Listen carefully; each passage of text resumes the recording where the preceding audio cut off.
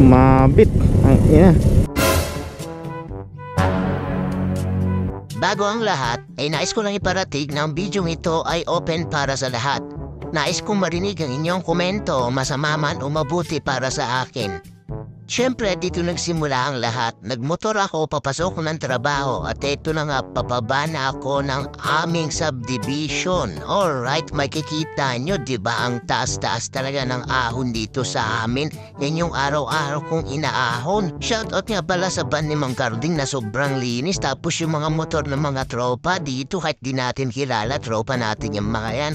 At ayun nga, papuntahan natin yung bintahan ng pandesal dahil may nag-iintay sa atin dong isang tropa na bumili ng pandesal. Sasabay nga pala siya sa atin papasok ng trabaho. Yun nga pala yung mahiwagang kanal dito sa amin. Kanal na may tulay, ganyan yan dito sa amin lang makikita yung ganyan. At ayun na nga yung tropa natin, si Rowie, may pandesal na namang bitbit. Yummy na naman to mamaya pagdating sa trabaho.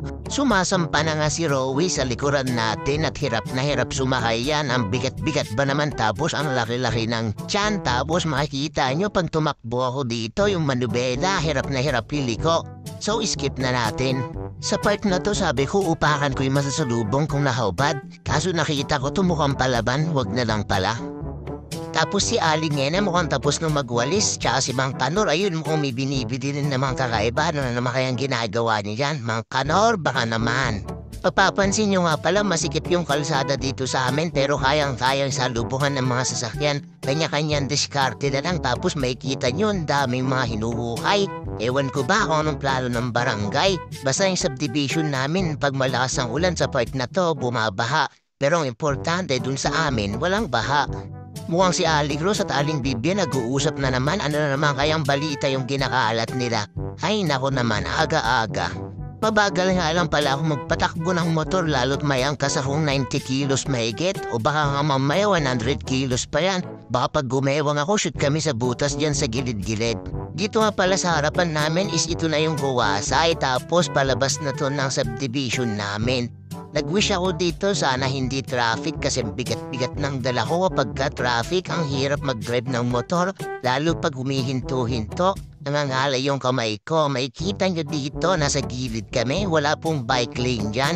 Ang bike lane dyan nasa unahan pa. Kaya kung mag-bike lane man kami, sabi ko nga kanina, kung hindi naman kayo nagdadrive ng motor, wag na lang kayong magsalita. Pero open for all nga pala to, sabi ko nga diba? Sabihin nyo kung anong gusto nyo sabihin. Good or bad, akin niyang tatanggapin.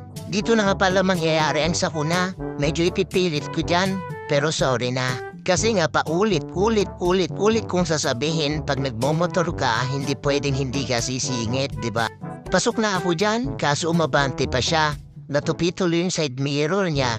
Hindi niya ayusin yan hanggang doon sa unahan. Yung mga ganyang galawan, halatang aminado yan na sila naman ang may kasalanan. Dahil motovlogger tayo, hindi tayo pwedeng magalit. Kailangan chill lang. Kapag ka nagalit tayo at nakipag-away, magko-comment yung mga bashers natin dyan.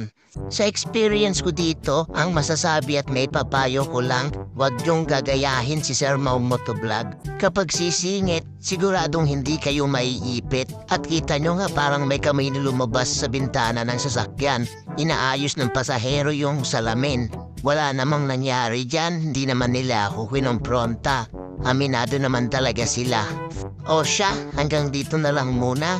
Kung may nainis na naman sa akin dito sa video na to, pasensya ka na. Like, follow, share, and subscribe. Hanggang sa muli, paalam!